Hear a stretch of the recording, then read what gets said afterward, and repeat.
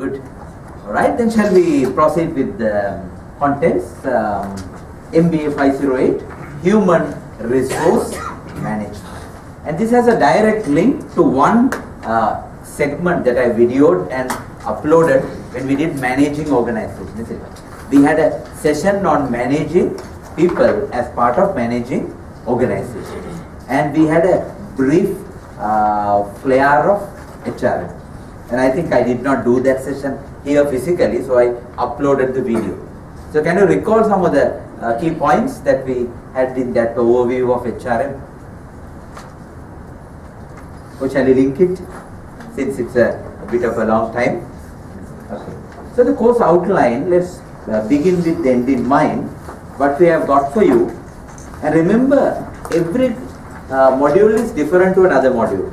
So my first one, it was more lecturing oriented. Second one is more video and more discussion. This one is more activity oriented. There will be a debate which will take place on Saturday. There will be a role play which will happen tomorrow. There will be other case analysis, so lots of activities. I would call this a activity driven module, because when you advance slowly, there's less teaching and more doing. That's how the interactive learning takes place. So if I go through the course outline, I'm sure you would have already done that, which is available in the portal. The course description, in a competitive business, how HRM will become relevant. And don't think I'm trying to make you an HR expert. That's not the whole idea. The idea is like the way you did marketing, to appreciate HR, to be aware of what HR is all about, and then to relate it to what you do. In that sense, I put the MBA program learning objectives: recognize, reflect, reach, realize and reinforce, and the course objective and learning outcomes, how they are connected to the earlier objectives. So the prescribed textbook, I am so, I would say, humbly happy to use my textbook, HRM for Managers. By the way, for legal reasons, we put that do not copy. The whole idea is that it's a copyrighted publication. This PDF version is for your convenience, and I would presume only for your use, not to circulate among others. So the first session tonight, we'll talk about overview of HRM. We will revisit what we did in term 1 and reconnect that to a broad area. And tomorrow morning we'll talk about goal, then get, grow, give,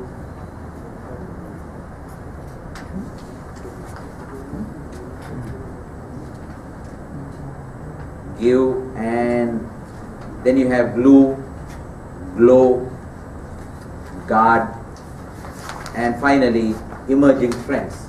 And the 10th session will be group presentations, and as I'm sure Dr. Travis and Mr. Ravi Javadhan did, I expect you all to video your presentation, or rather record your presentation and upload it using the same link. So I would evaluate based on what you have presented. So leaving that aside, then there are 9 thought sessions, so 9 learning sessions.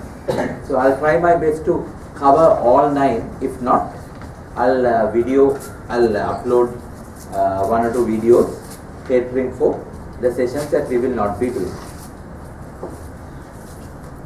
And there's an individual assignment: critically examine one of the following HR processes. So you had to do that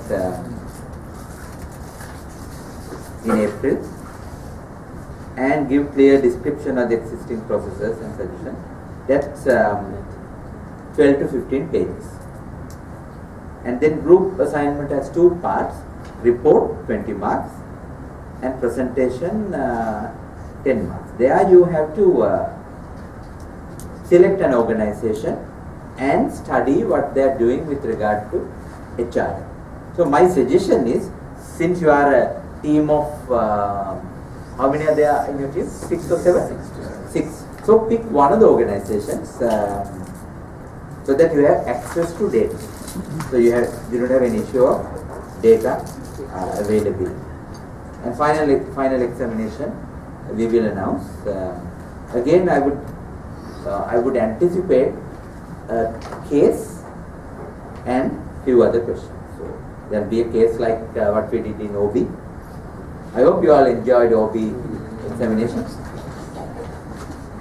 Some are smiling, it's a happy smile, sarcastic smile, I don't know. And the key learning outcomes, how they are linked to others. And the supplementary readings I have mentioned. Journal articles.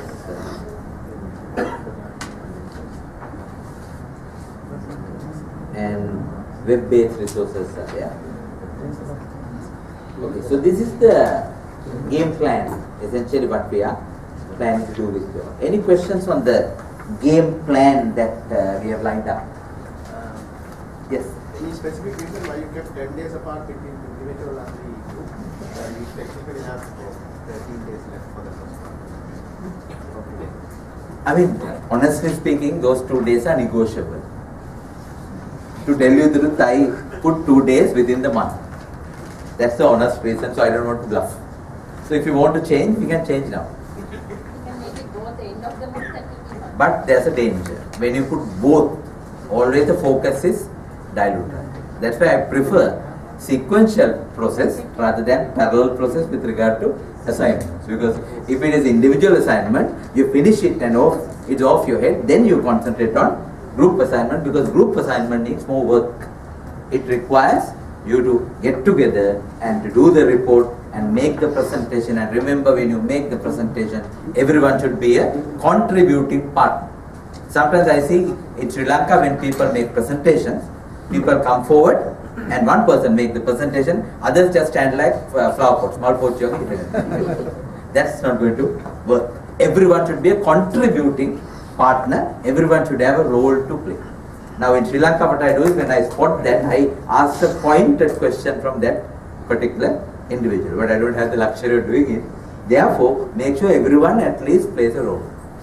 When I say at least playing a role, in Sri Lanka, some people say one person operates a laptop. That's not a role.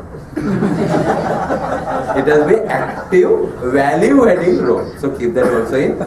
Just operating the laptop or connecting the power line is not a value-adding role. So every member should have a value-adding role. Keep that in mind. Okay.